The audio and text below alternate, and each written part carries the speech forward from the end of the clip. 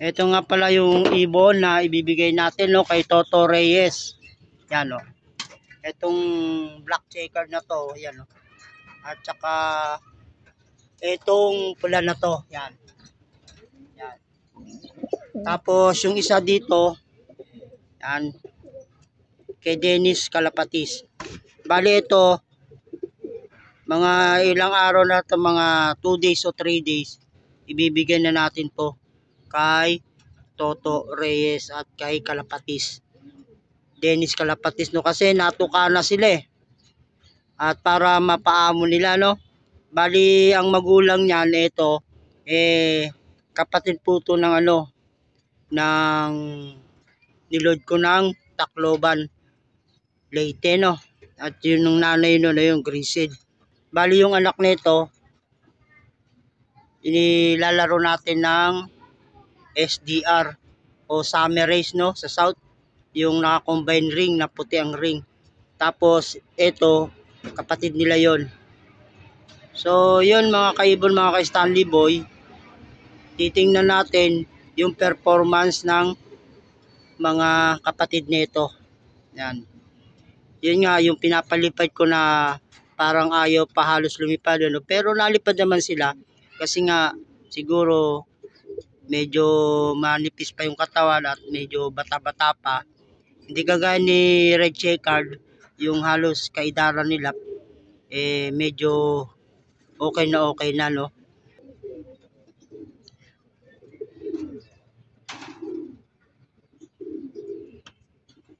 Meron siyang puti. At yung isa naman to may ganun din, no.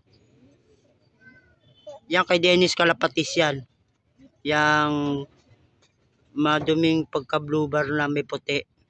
At ito naman checkered na kay Toto. Yan, no. Pwede na natin iwala yan, no. At yun mga ka-Stanley Boy. Bali itong isa naman na nandito, ito laki, oh. Ang kapatid nito yung hinahagis natin ngayon, no, o tinitraining at ilalaban natin ng derby na si Red Checkered. Bali may kapatid to na ibinigay rin natin na kay Imac. Ayun nga, nag 8 overall siya doon sa PSU, no. So bali mga kaibon, mga ka-Stanley Boy, no, kulay pula rin ang kulay, no. Si Toto Reyes kasi dating nangangarera rin to, no. Yung nga lang na siya ng kalapati kasi nagpalipat-lipat sila ng bahay. So bali kamag-anak din to na asawa ko, kaya bibigyan natin. At yun talaga tunay na nangangarera, no. At yan mga kaibon, ayan yung ating update ngayon. At malapit nang ibigay din itong pula na to.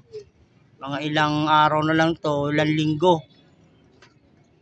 maibibigay na natin kay Toto para wala na tayong sa kanila, alalahanin at ibigay na natin yung gusto nila, no.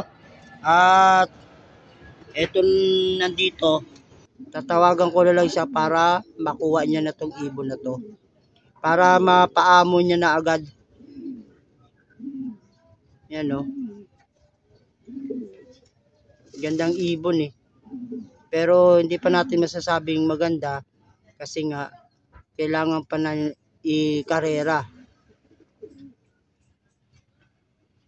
Doon lang natin malalaman yung resulta pag ikinarera na. So bali patutukayin ko muna itong mga ibon na to, no, para masubuan na.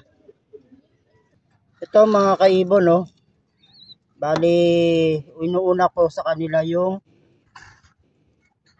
Enerton na patuka.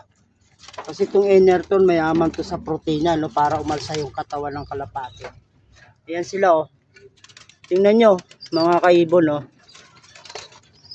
Malakas ng tumaka yung ibibigay natin na kalapati kay Toto Reyes at saka kay Dennis Calapatis, no.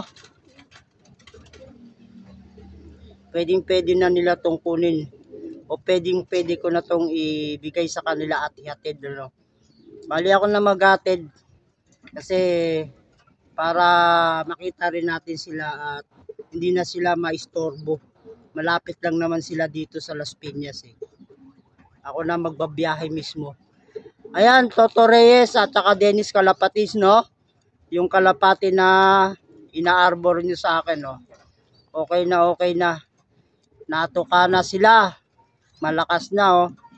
Bali, unang pinapatok ako sa kanila, Enerton. Para yung katawan umalsa. At maya-maya, bibigyan din natin sila ng concentrate. Yan, na patuka. Yan, oh. Tingnan nyo yung ibon nyo, okay na, no? At sana paki-share naman yung aking video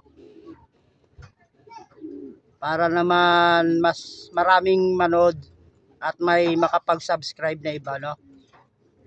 About sa kalapate. Bali, 3 pala itong ano ko eh. Isang hand painting, isang pigeon at isang basketball. So yan mga kaibon, no? Ang lakas na nilang tumuka. Oh. At dito rin sa kabila, sa taas, yung kulay pula, bibigyan ko na rin ng Enerton. Pag mga inakay, ang binibigay ko, unang patuka, Enerton, no, para umalsa yung katawan. At dito, ganun din, no.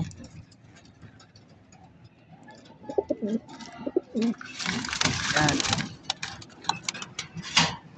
Ayusin ko lang itong paa nito. Baka mamaya mabisaklat eh. Sayang. Ayan na siya, oh. Ito hindi pa natuka, no? Kaya hindi pa maibibigay ito kay Toto Reyes. Pero kulay pula. Purong-puro pula. Yan, oh. At ito namang mga magulang nila o magulang niya eh malakas tumuka. Yan, no? At bibigyan din natin ng grits yan, no? Para naman isabay sa pagsubo.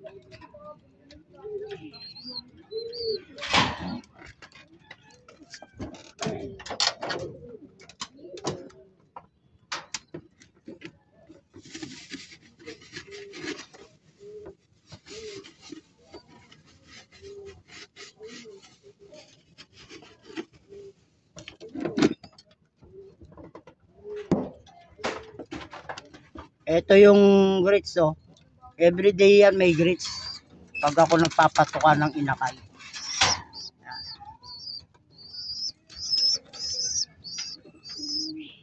At ganun din dito sa ilalim. May grits din yan. Kasi yung grits, magandang ano to eh. Pampatibay ng buto. Yan, oh.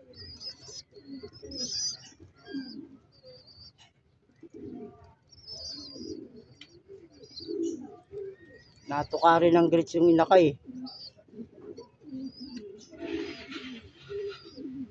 So, at bibigyan natin din ng concentrate, ano?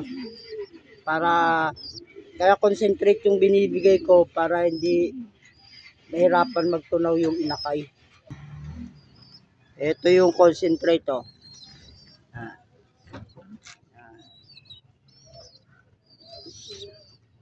Mga crack corn siya. Tapos crack din yung mga ano niya, beans. Kompleto rin tong ano, i-concentrate. Yun nga lang, crack siya. At dito rin, ganun din, bibigyan natin yan.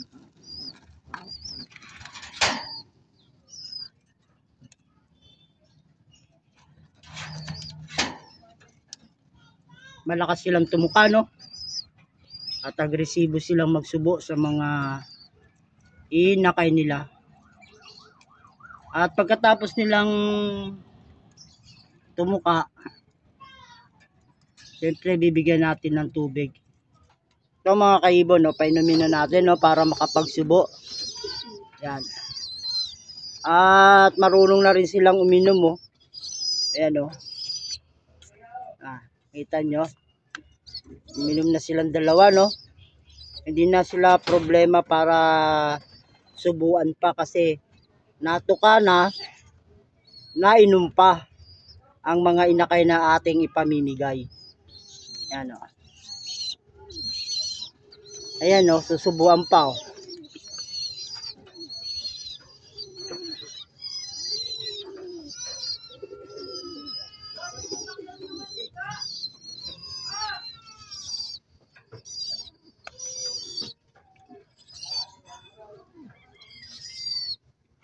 Yun yun palang uminom yung barako eh.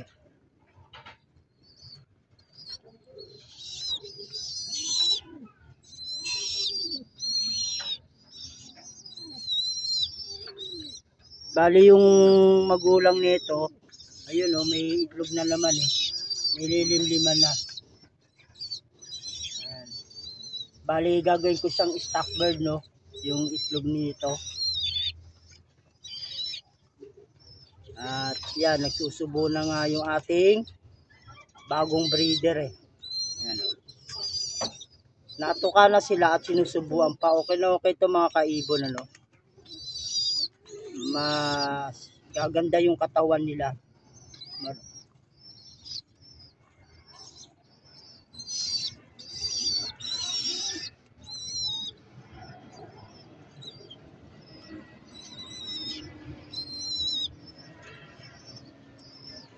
Dito naman mga ka-Stanley Boy, mga kaibon. Ito isa lang yung napisa kasi dito eh. Yan o.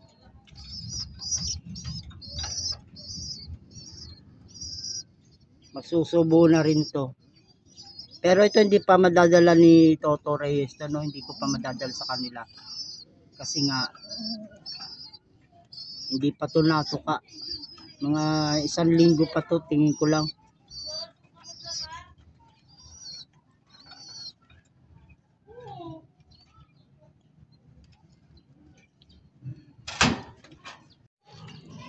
Yan mga kaibon ano. Bali hanggang dito na lang yung aking munting video. At maraming salamat sa panonood. So God bless sa inyong lahat.